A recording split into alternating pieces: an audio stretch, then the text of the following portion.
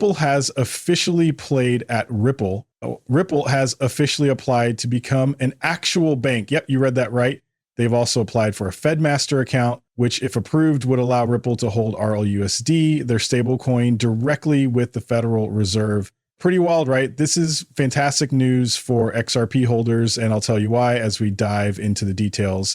If you're holding XRP, this is definitely something to get excited about. Yeah, it's amazing to see how far things have come because honestly, just a year ago, something like this would have felt completely out of reach. Honestly, the only reason any of this is even happening is because Trump won the election. That's obvious. At first, I really thought he'd be pro crypto. I was saying that a year ago, but then he did a total 180 and realized he was wrong about it. What we didn't expect was not just that he'd become pro crypto, but that he'd go all in on it, like ridiculously pro crypto. Now, from the top of his administration down, it's like, wow, things are really happening.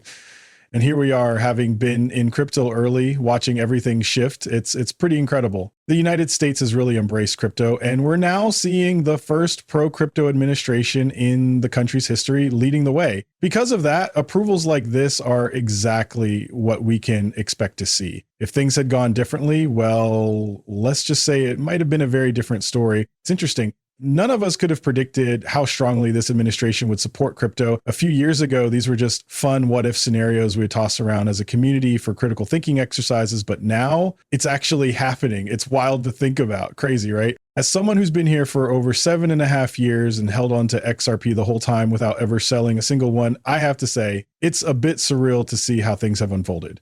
That said, I want to be upfront. I don't have a financial background, and this isn't financial advice. So please don't make any buying or selling decisions based on anything I say or write, just sharing my perspective. Here's a story that Ripple CEO Brad Garlinghouse shared earlier today. It comes from the Wall Street Journal and was posted at 11:45 a.m. Central Time on July 2nd, 2025. As far as I know, although feel free to correct me if I'm wrong, they were the first to break this news. That's probably why Brad decided to share it, given it seems to be the original source. And honestly, the timing makes sense. 11:45 a.m. is pretty early for a story like this to make the rounds. Check out Live Coin Watch. XRP hit a peak of around $2.27 to $2.28 at 11:45 a.m. EM. Pretty wild, right? It's crazy how this big news drops and XRP hits its peak at that exact moment, down to the minute.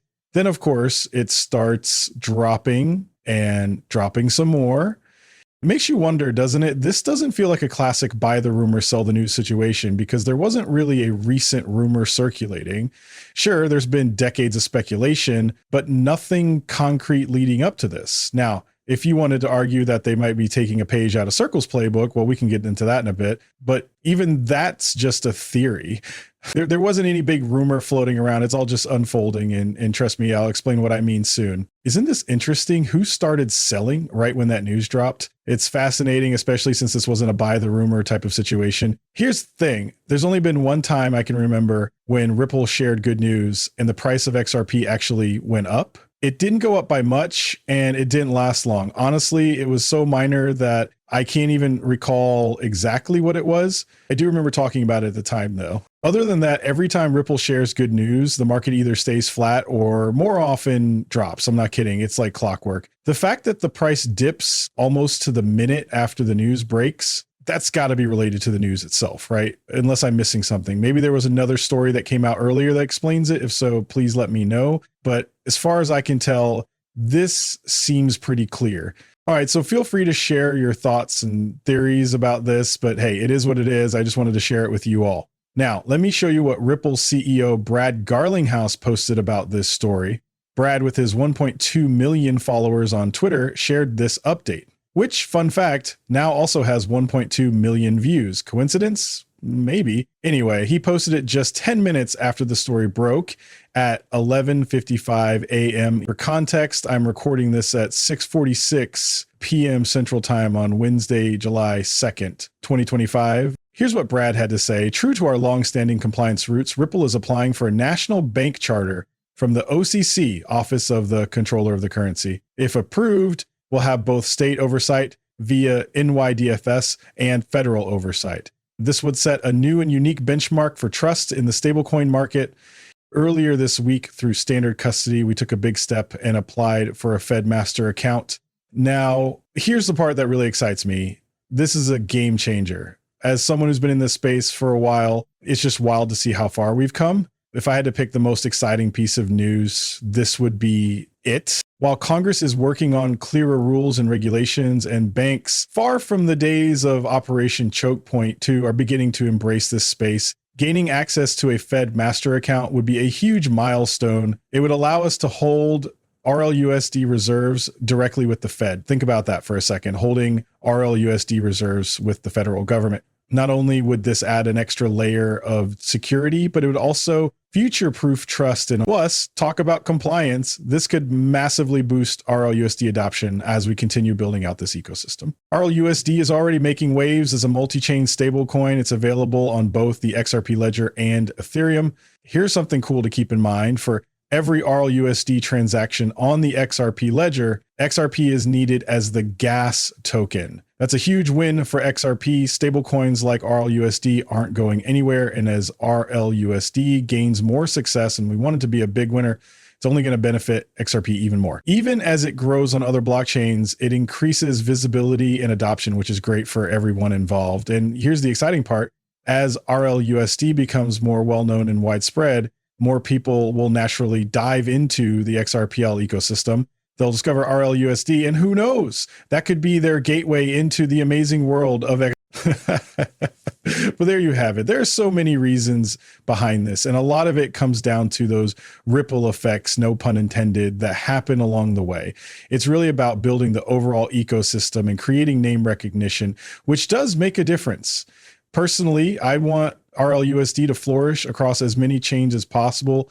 Ideally, though, I'd love to see the XRP ledger take the biggest share of that because, well, I'm a bit biased. XRP is my largest personal holding after all. But honestly, this is exciting stuff. We're talking about a coin held in reserve for trust purposes by the Fed, and XRP is essential to making all that work. Wow, can you believe it? Honestly, this is the kind of thing we've been dreaming about for years. For most of the last decade, it felt like something that wasn't totally impossible, but pretty close, especially over the last few years with all the challenges like the SEC constantly coming after us. But look at us now. All it took was a change in leadership, and here we are. It's why we're having this conversation, why I'm making this video, and why this moment is actually happening. As Brad Garlinghouse put it perfectly, Ripple has always been focused on building trusted, battle-tested, and secure infrastructure in what is now a 250+ billion market. RLUSD is making waves by prioritizing regulation, setting the gold standard that institutions look for. As an early mover in this space, it has a real shot at becoming the top stablecoin in the world, or at the very least, a major player. And honestly, that could be a game changer for XRP. It's hard to overstate just how important this could be. If you think about it, the potential here is massive, and that's pretty exciting. If you're new to this, you might not know, but when we talk about tokenization on the XRP ledger, it's a pretty big deal. Take RLUSD, for example.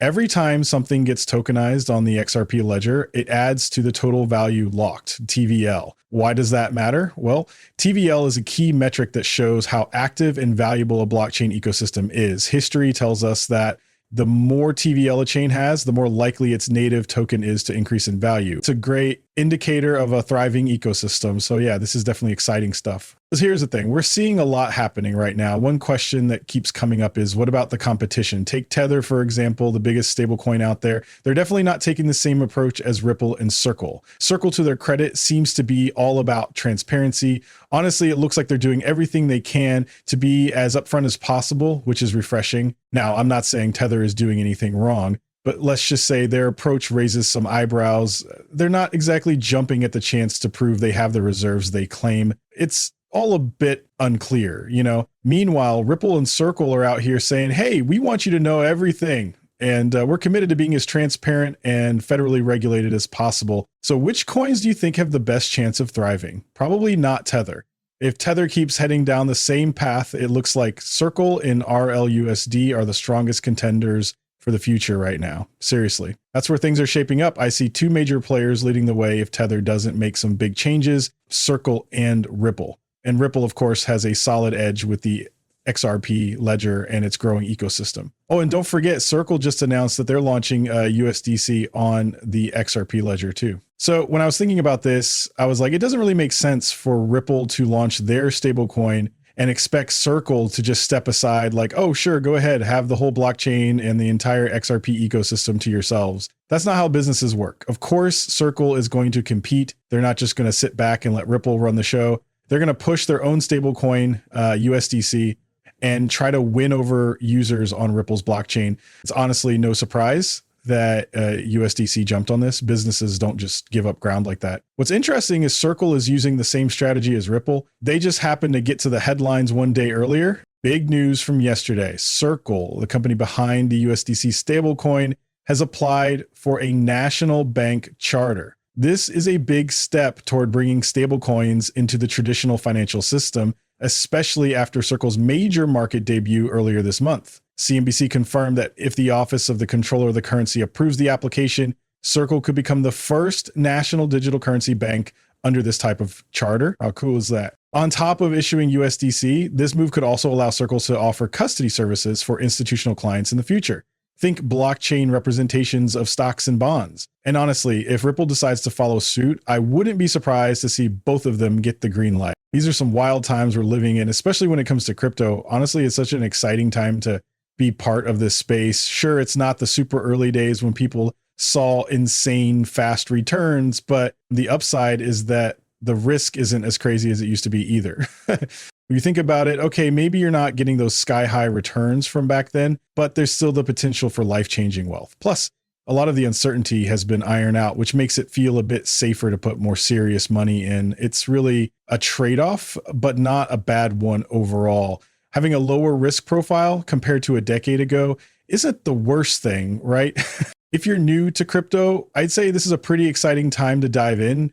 Honestly, there's some really cool stuff happening right now. What do you think? Share your thoughts in the comments. I'd love to hear from you. Just a quick reminder, I'm not a financial advisor, so don't make any buying or selling decisions based solely on what I say or write. That wouldn't be the best idea, okay? Stay smart out there.